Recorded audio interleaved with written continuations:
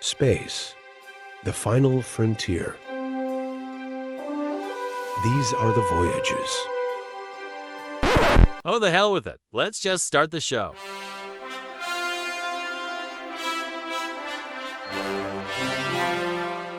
Hello, everyone. I am supposed to be excited about this episode. Welcome to Vern and Bob's Star Trek show, where we talk about Star Trek and all things therein. Bob, you created the device that brought us here. I didn't create it. The internet created this nonsense.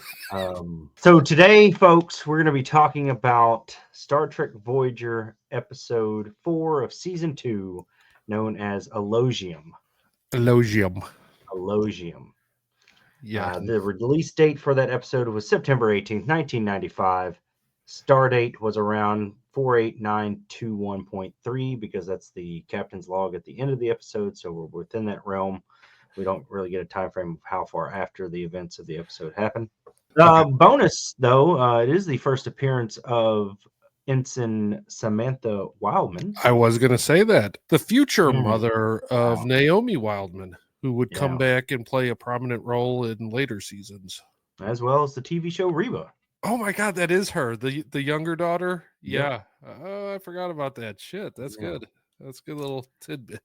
So let's get right to it. We're sorry, folks. I want to preface this by saying, yes, we do love Star Trek. We love all things Star Trek. But they make it too easy. So let's talk about it. All right, so let's do it then. We open up with a shot of Chakotay interrupting some nice young ensigns, or I don't even know what rank they were. They were just some nice crew members on the turbo lift, having hot time on the turbo lift. And this is how bad it gets this quick. Tom Paris and Kes join Chakotay with some nice plants in hand. I believe this is what will later be known as cabbage, which we will revisit soon. Tom asks what happened, and Chakotay informs him that there was some indiscreet shipboard fraternization happening. And here we go. The Will Riker of the Starship Voyager. HR Nightmare Voyager version. HR. Tom responds with, "Oh, I'm sorry I missed it." Tom Paris just goes straight into it and goes, "Oh man, I wish I was here for that, to see them making out." But Now, the doctor used the line one time, says, "I'm a doctor, not a voyeur." yeah. Now, I will say that I am kind of on Chakotay's side in this situation, because one of the issues I have with Star Trek is you never know when somebody's off duty or on duty, because they're always wearing the Starfleet uniform for the most part. I know there's, certain things that They even wear their comm badge in their yeah. And so, I mean, he's getting on a turbo lift and they're just making out. We then see Kes and Tom enter the mess hall where they're all being happy, where Neelix looks unhappy about their friendship. He voices some frustration over a spawn beetle being found in the cabbage, which leads into jealousy of Tom Paris and Kes seeing each other later. This episode illustrates everything that people dislike about Neelix all in one. Like, every complaint that they have about Neelix, you see at some point in this episode. Here is his overly jealous. You see this in so many other Voyager episodes through the first couple seasons, where she can't even speak to somebody and he's losing his goddamn mind. Like, he treats her like absolute dog shit in this scene. I think you hacked my Gmail where my notes are. So we're gonna get it. But I mean, like, how can you not see it? My notes down the road in capital letters. I don't like Neelix, but No, I don't. He's probably one of the worst characters in Star Trek. Just on so many levels. So we get the most uncomfortable line here. You're such an innocent. Well, technically, she is 1 year old. Creep. Yeah. And then Neelix says, "I see how he looks at you. I used to look at women the same way, and I know what it means." Playboy Neelix. But here's the biggest problem, and this is what feeds into it, is at the very end of this scene when Tom Paris just has to make his way back to the counter with this real, like, shit-eating grin on his face. what does he say? He goes, "Have a great day," Have a good day. or "See you later," whatever he says. And then Take care. And it's and just like, why would you do that? Neelix just runs her right up on out of the mess hall. Oh, leaves. thanks for the cabbage. I can take it from here. Yeah. Moving on from there, we get to the bridge where all the senior staff were summoned, which is what brought Tom out of the mess hall, over a magnetic nebula, where we find Janeway and Chakotay. Chakotay. I'm probably always going to deliver his name. Just like that? Yeah. Discussing the kissing turbo lovers. So basically, the Chakotay is talking about he wants to set policy against such things. Janeway gives him the Starfleet view, and let me read this word for word here. She gives him the view on inter-office sex, to which they are obviously against it. I'm not gonna disagree with her here. I think her exact line is, we can tell them to use probably more discretion, but to interfere in two people's personal lives, I'm not gonna say anything wrong with that. We do get the patented Janeway dramatic whisper. Mhm. Do you notice when she does that, where she goes, "How can we do it like that? Yeah. How can we tell them they can't do that?" And Yeah. it's just like, it's like her way of whispering, but being dramatic about it. Yep, that's what leads us into Janeway saying it's bound to happen where people pair off. And then number one gives us a really weird look over. He like gives Janeway the look over up and down and says, including you. Yeah, I caught that too, and I was And like, she wait, says, is he like throwing the line out there in the water trying yeah, to she says see? that's not a privilege that the captain is privy to. Yeah. And then we get a look at the nebula on the view screen, which reveals a space dwelling life form. It looks like a petri dish of cells. And let's go investigate it, because that's never had a terrible outcome in a Star Trek episode. Yep. That leads us to the hydroponics bay, where Kess finds some more beetles, where she's sifting out the beetles. And there's a lot of damn There's beetles. a lot of beetles in Like, that how did tray. you not see these beetles? Like, where did they come from? I get it, one or two that, somehow made their way, but all of a sudden you have like an entire tray, enough so to where she can grab 2 handfuls of them. Yeah. That's where she starts feasting like a bag of Doritos on the beetles. Like, she just Oh, that nonstop. first handful, she had she just was Yeah. rah, rah, rah. She finally notices what she's doing and she freaks out a bit. And then we go into the most wonderful intro of music of all Star Trek openings, in my opinion. The Voyager. Yes, I will second that. I always thought Voyager had the best opening theme music of all the shows, followed a close second by DS9. I thought DS9's was pretty good. People shit all over DS9, but the music was good. Oh God, yeah, The absolutely, music was good.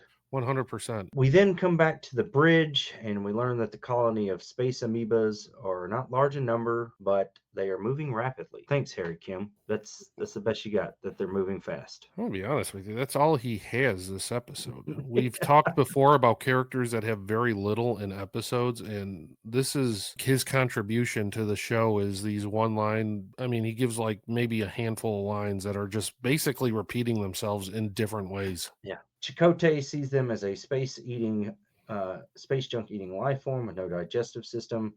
We then shoot back over to Kess, who does have a digestive system and is eating every food that she can possibly get her hand on or replicate. And then here he comes, old Jealous McGee, walking in, trying to charm her with a nice orchid, or honestly, it looked like a gladiola, in my opinion. He wants to apologize.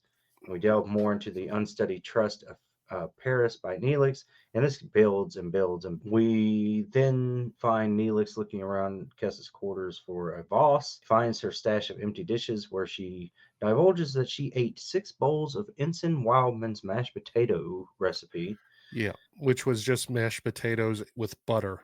Yep, mashed potatoes with butter. And then she has been sprinkling on some, I can't remember the exact words for it, but basically soil mix in her mashed potatoes. She was basically mixing dirt into her mashed Absolutely. potatoes. Eating dirt. Oh, fuck. God, That's the only only way like, to describe it. And we're only in the first 10 minutes of the episode. I was gonna say we're only like 10 minutes into this episode. We still have 27 more minutes of the episode to go.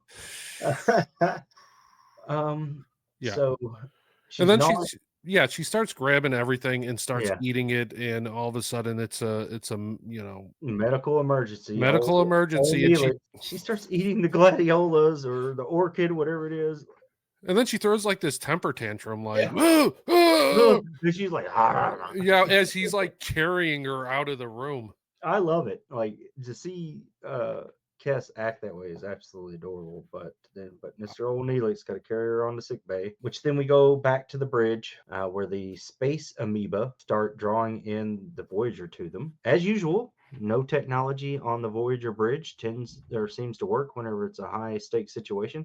I think Voyager literally has like 10% hull integrity at all times, and they're supposed to be like a battle cruiser, not necessarily a battle cruiser, but the Intrepid class is supposed to be like quick in and out, like dogfighting ship, Yeah, kind of and like it the doesn't Defiant, ever seem like they have shields. right?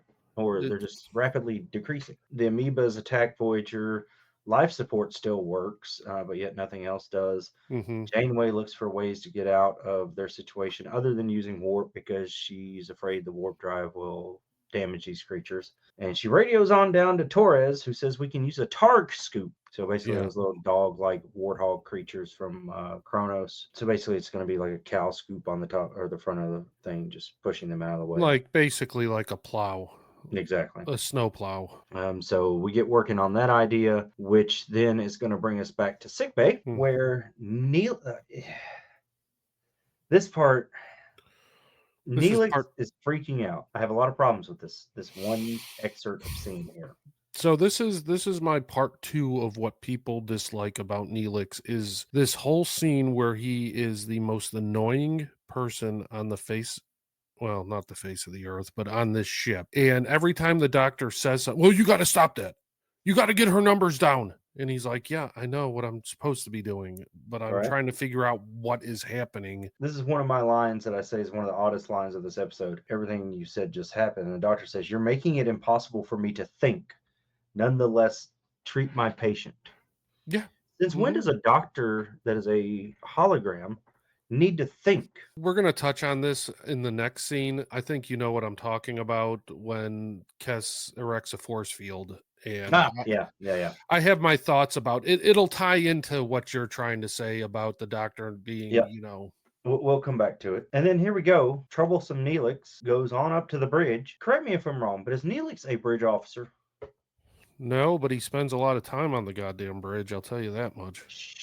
My notes here are, should a non-senior bridge officer be able to enter the bridge during a red alert? My theory on it is, and I thought the same thing, is when there's a red alert, the bridge should be locked down. Yeah. At all times, regardless of what it is. With probably a force field of its own. Yes, if there is a red alert, the bridge should be locked down. So Mhm. nobody can gain access to the bridge, much less somebody having a temper tantrum come running on the bridge and complain about how he wasn't allowed. He's gotten kicked out of sick bay. So we get Neelix telling Janeway that Kess is ill, and Neelix kind of stretches the truth here with saying that he wants answers, but was rushed out of sick bay before he could get any. My highlighted note here is the damn doctor didn't have time to do anything because Neelix, you were in the way, so he couldn't give you answers. Well, it's because he kind of the doctor referenced about these creatures that may have something to do with what's going on with her. And he tells that to Janeway. And Janeway's like, well, what exactly did he say? He goes, well, I don't know. He kicked me out. And that was what I was trying to find out. It was like, well, no, you really weren't trying to find that out. And if he would only give the man less than 5 minutes, because that's how much time has passed between him coming up to the bridge and the doctor starting the thing, the doctor now knows everything that is like going on. Because he radios up to the bridge and says, I need you down here. So we go back to sickbay, where Kess has locked herself behind a force field and is in some distress and doesn't look too hot. She doesn't look good. The doctor then goes on to tell her about the swarm, how he was locked out of the force field. And I believe what you were getting ready to say was, what does a doctor need with a force field? Well, yeah, that's kind of what I was getting at. He tells Janeway she's erected a force field, and I'm upset. I'm locked out of my office. His office. Well, here's where his primary hollow emitter probably is. Well, here's my question. He is a hologram, right? This is a two-parter for me. Yeah. So he's a hologram. Just walk through the fucking wall. Right. Like any other hologram can do. Yeah. Okay. Here's my other issue is that the doctor is a hologram, but he is basically the computer. I mean, he's part of the programming. Shut the force How field down. does somebody that has very little knowledge of starship operations Should have no able access to to any security system on the ship. able to erect a force field that the computer of the ship cannot figure out, and then when she goes to deactivate it, she pushes one button on the panel and the thing just drops. And are you telling me that the chief medical officer of the ship, as well as the captain of the ship, does not have an override command that they could have brought the force field down? That's true too. Like It's Janeway in sick bay. why wasn't Janeway able to go computer override force field Janeway authorization Janeway whatever Yeah. her access code is? Shut it Yeah. down. Yeah, exactly. Or your brilliant engineer, call her up here and have her bypass the. Get her Maquis skills up here and cut the alarm off. So we find out about the growth on Tessa's back. Neelix tries to bribe her out of the force field with food. He says, "You can come out and eat whatever food you want." Yes, honey, eat whatever you want. And then she's like, well, that didn't work. I don't know what to do now. Captain, can you try something? So now you're telling a woman that she can eat whatever she wants. At first, you had problems with her eating everything she wants. Now, I mean, let's continue to talk about how bad Neelix is. Well, yeah, it's one scene after another, and it just continues. But I feel like we have to move forward.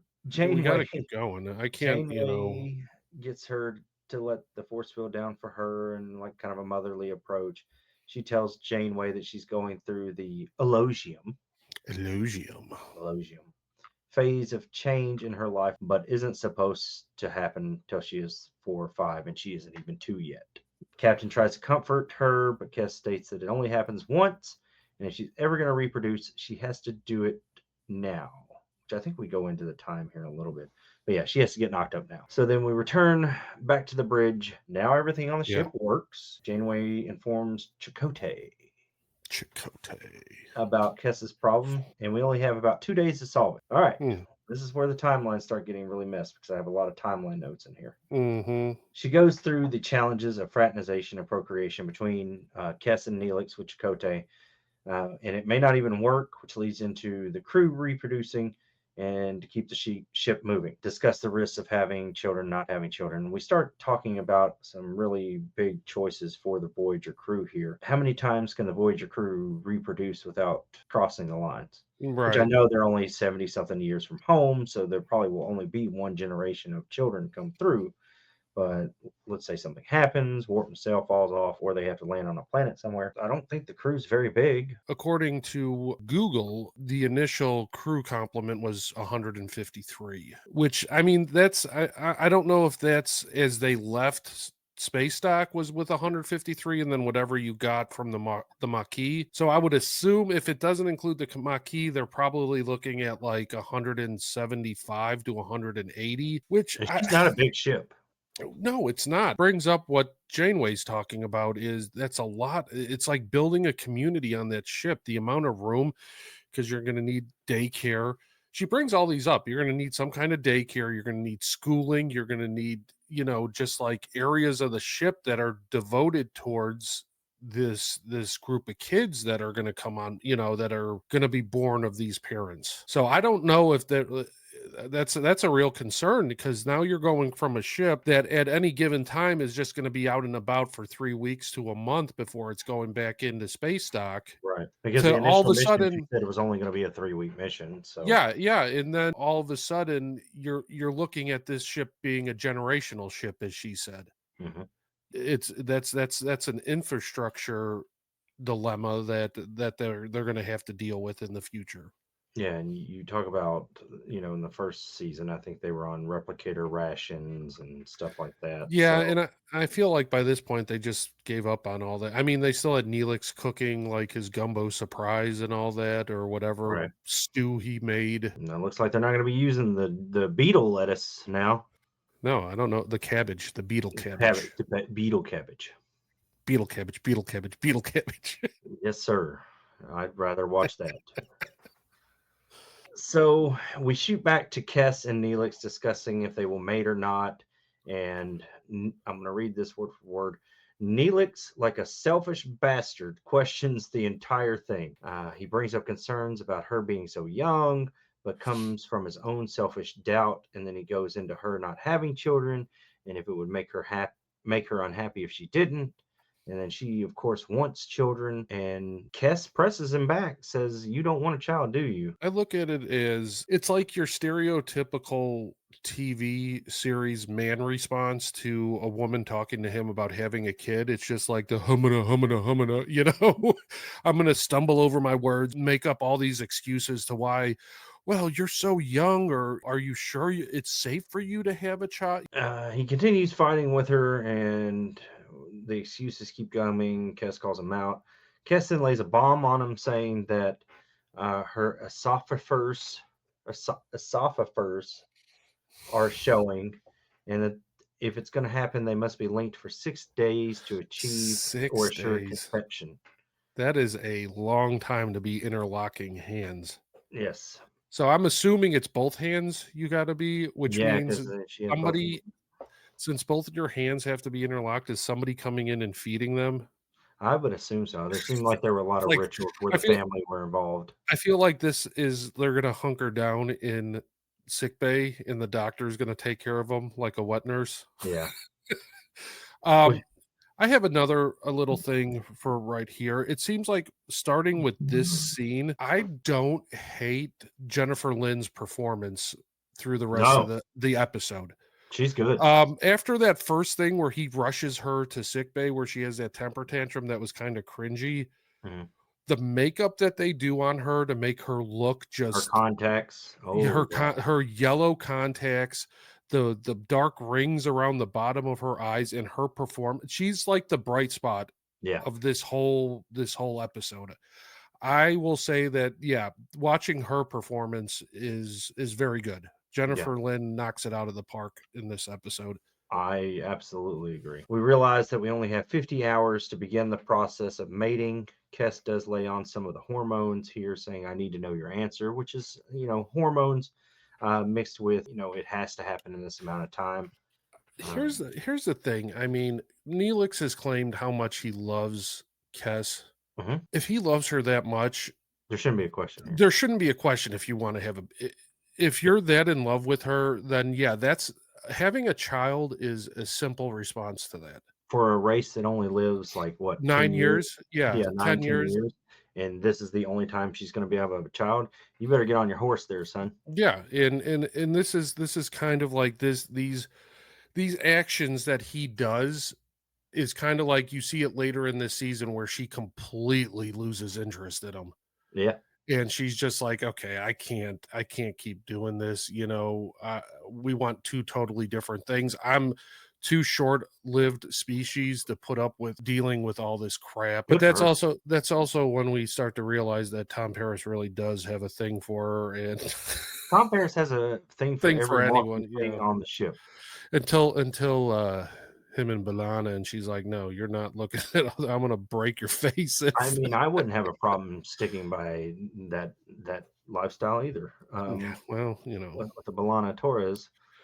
hey, Um, that was my Star Trek crush right there, was there it Balana is. Torres. Yeah. There it is.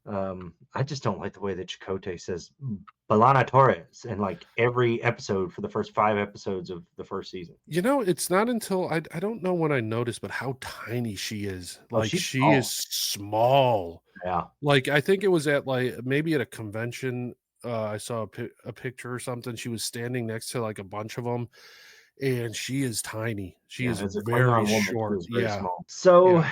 Neelix, of course, being selfish, wants to sleep on it so he can think about it and leaves. Well, yeah, for the trough. I got 50 hours to make a decision. Okay. No, well, you have 50 hours to make sure that this works, like to get yeah, the process started you have right. 50 hours to get this going. You don't have Yeah. 50 hours to make a decision. Right.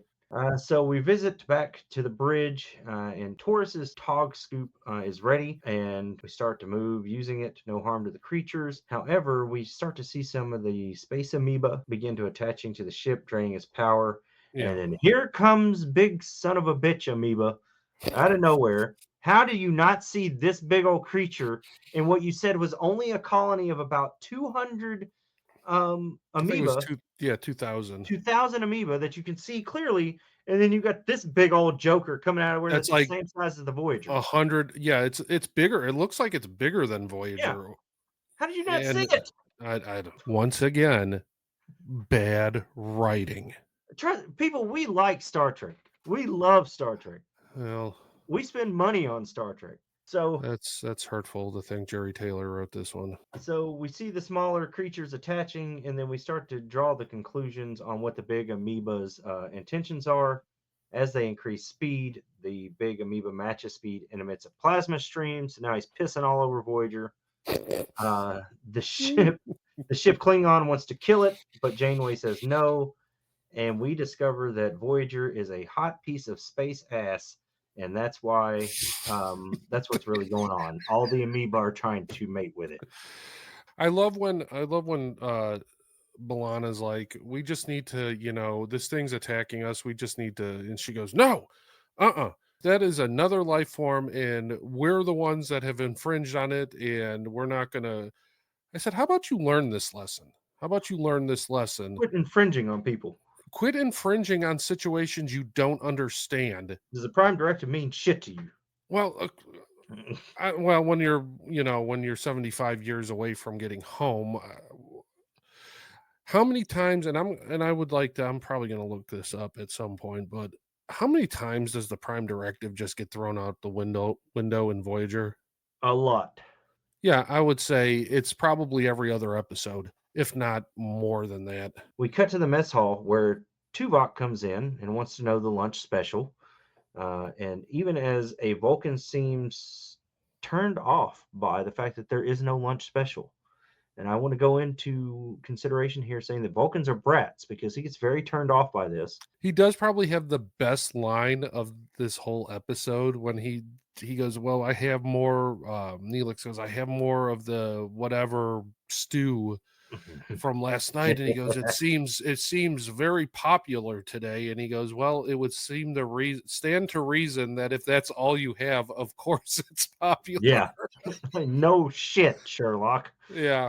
So Neelix then comes over and asks Tuvok for parental advice, and they have a meaningful conversation about what it's like to be a father, and Neelix tries to justify him not wanting children because of the responsibility. Neelix again trying to re-justify the fact that he shouldn't have children or doesn't want children. I will say that I like Tim Russ in this scene, like him talking about his family. Tuvok, you kind of get a little bit more detail into Tuvok's life, and it's on his end. I love it. Don't be a Neelix. Wrap up your warp nacelle with Vulcan grade protection. You're not ready to be a parent. Don't do it. We have to do PSAs from Vern is a little short that we can pop up on the channel. Vern's PSAs for Star Trek. I could go Riker. I can go Neelix, Tom Paris. I'm gonna need you to come up with some so we can record some of those and I can pop those up on as a short for the channel. Tuvok then states very clearly that only the most committed should become parents, but children are most rewarding, and he found it very rewarding to become a father. And then Neelix finds that it could be fun to have a male spawn aboard. I can teach him about cooking, cleaning, flying, women. And Tuvok shuts him down and says, or it could be a girl. Well, what do I have to teach a girl? What do I have to... It's like Tuvok just looks at him and he goes, why couldn't you teach a daughter the exact same thing? No, Neelix must teach a woman to be in the kitchen, sweeping in the house. Only women's work. Only her mother can teach her. Right. And she must teach her women's work, like literally the most sexist thing I've heard come out of somebody's mouth on Star Trek. It's so bad. So we return back to Neelix and Kes as Neelix comes in, lays some game down by saying, let's order the diapers. He confesses he wishes to have children, and Kes is looking a quite hot mess, like even bigger hot mess. Yeah, just absolutely just distraught. Mm-hmm. They discuss rituals like the Rawlison. Yeah. So many words. Where one of Kess's parents have to massage her feet until her tongue begins to swell, which, of course, her parents are not on the ship. So the doctor is suggested. And And here Neelix comes says, old Neelix. old jealousy comes popping out. Neelix is not a fan of the doctor, the hologram, the fake person touching her feet. How can you be jealous of the doctor? Which I mean, I rating don't 7/9, know. you know, It's understandable. yeah. Uh, But you know, it's Neelix. This is why he's a terrible character. my notes here. I'll continue to follow up with Neelix then shows miscomfort by having a holographic man touching her feet. Yeah. He then turns into Cuck Neelix, where Neelix has an hour to prepare for the 60-hour mating ritual. At the end of that scene, you can tell that Neelix is still not thrilled about Not this whole happy about idea. She stops and she turns because I think she senses it, and he just goes, "Go on, okay." So we're now in sick bay with the doctors rubbing Kess's feet, and then now Kess gets cold feet, no pun intended, about having a baby. She discusses how she misses her father, seeks advice from the doctor on her decision, and then I'm just going to go on record. Kess has some pretty feet, but I think Tom Paris would pay extra for that kind of thing.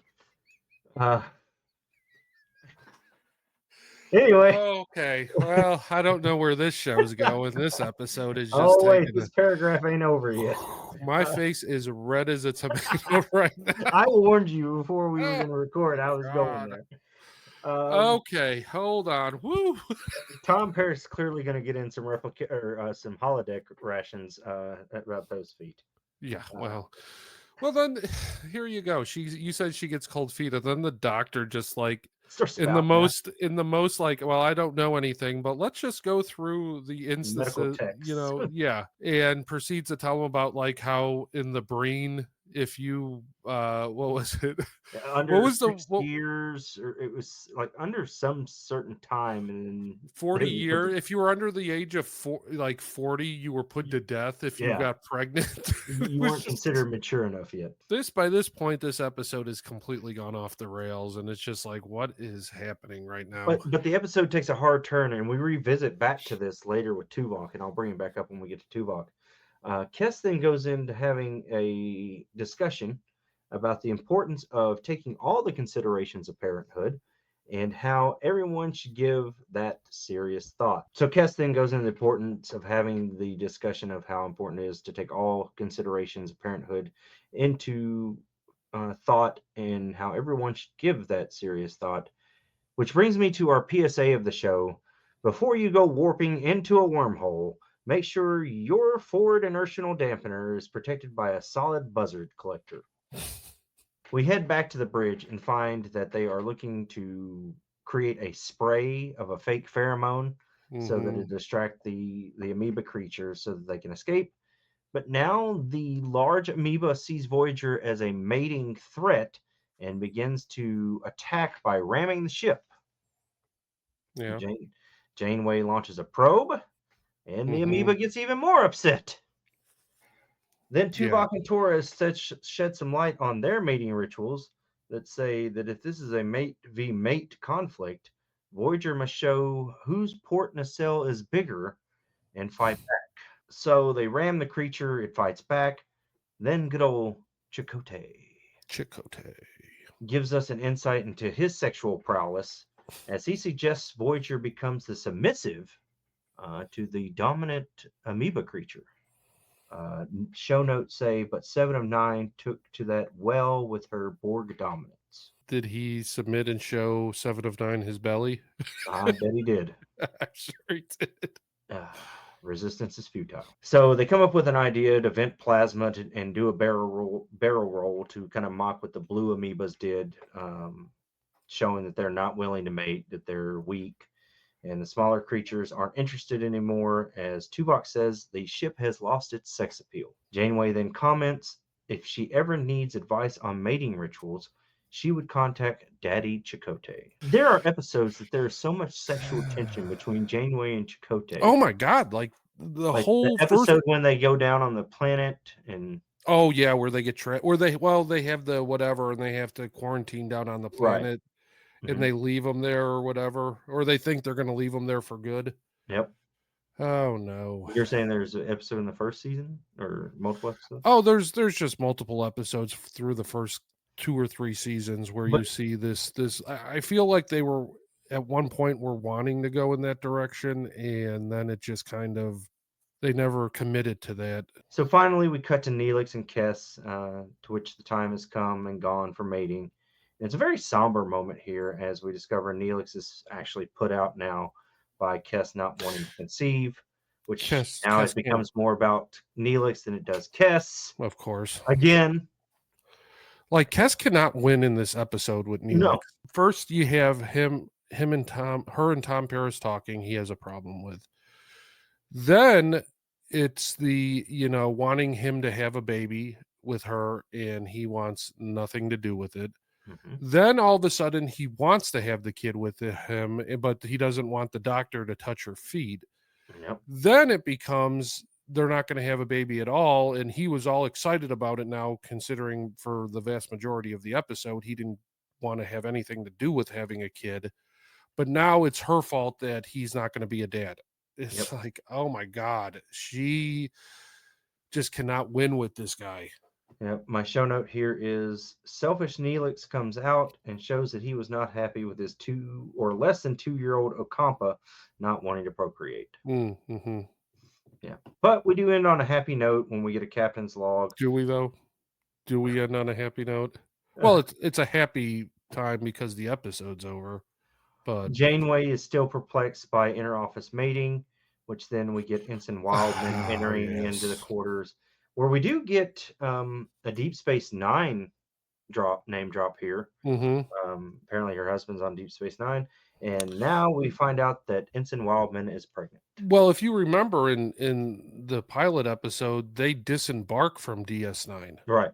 So the husband was waiting for her because it was come like you back. said, it was only Yeah. supposed to be a three-week mission. Mhm. So he was waiting for her back on DS9. So Right. That is finally the end of the episode. oh my god, Yeah. we can do the ratings. You want to rate it 1 to 5? 1. I'm not going to go. I will say Here- 2 because Kess's performance I was gonna- was redeeming. That's but I was nothing gonna else give it redeeming. yeah 2 just for the simple fact Jennifer Lynn's performance Yeah. in this episode. Yeah, I'll give it a 2. Yeah. That is the only thing that saves it from me calling it the worst episode of Star Trek. But that brings us, guys, real quick, before we go to the Wheel of Death, that's going to tell us our next episode. The randomizer of hell. Yes, very much. If you enjoyed this episode, please, by all means, leave a like, subscribe. If you're listening to us on any of the podcasts, I don't know what the podcasts do for like and subscribes, but do it. It's what it's on. It's on Apple Podcast and Spotify as well. Spotify, you can subscribe to the not subscribe but follow. And I don't know how Apple Podcasts because I don't use Apple, but I'm sure it's you subscribe to a podcast and you can leave comments. Don't forget also to leave a comment down below if you have a specific episode that you would like for us to watch or movie. We'll do any of them. So you can do that. I would also like to announce that we have officially got a Instagram too. That'll be linked down in the description. Also, the Discord. Starting to get a little traction with the Discord. We got a few people in there now, but come in there and feel chat. free. Yeah, we're in there chat. Whatever you want to talk about, favorite episode, favorite movie, just theories on things. We'll definitely get into that with you. Which now brings us to the moment. Are you ready? Oh, well, don't forget, you can find us at TikTok. Oh, yeah. Where you at, Vernon, on? I am at WVGLAG on TikTok. And I am at Trekkie83 on TikTok. Both of those will also be, the links will also be down in the description. Randomizer time. Here we go. Like we did last time, I'm going to click, and you tell me when to stop, and we'll see what we land on. So for our randomizer, Next Generation, Deep Space Nine. The way I figure it on that as well is there's with all three of those, there's close to about 500 episodes. So I mean, it's going to We've be a got lot. time. Yes, and I'm gonna keep a list of what episodes we've done already. So if they pop up again, we'll just go back into. So I'm gonna go ahead and click, and you tell me when to stop, and we see what we land on. Ready? Okay. I'm gonna tell you when I'm gonna start. All right, I am clicking. Engage. Oh, TNG. Oh, Jesus. This can't be good. It's gonna be a good one to talk about because of the behind the scenes stuff, but it's TNG season 1, episode 22, Symbiosis. Symbiosis. That is the one that brings back Merritt Buttress, who played David. It's the one where they have like the drugs. It's the drug episode where the one. Oh, Yes, but I like it, and we'll have a lot to talk about because Merritt Buttress, he played David in the movies, Kirk's son in 2 and 3. Sadly, was the last thing that he did before he died, but yeah, it's not the worst of season 1, but it's it's still a season 1 episode. so talking about the PSAs for this episode that we just covered, you ever notice how sometimes Star Trek does get a little political with Oh, the proton? this episode it's very much 80s drug message. Like You that got Reagan just say no type. yeah. Very preachy about enabling people. You can see that it's a political point of view that they're You've got trying to. But we'll cut it off there because there's quite a bit to unpack in that episode. We'll get into it. And guys, thank you again for watching. And again, leave us comments if there is anything you want to see us cover. Please let us know. And as always, for Bob, myself, everybody, have a great day.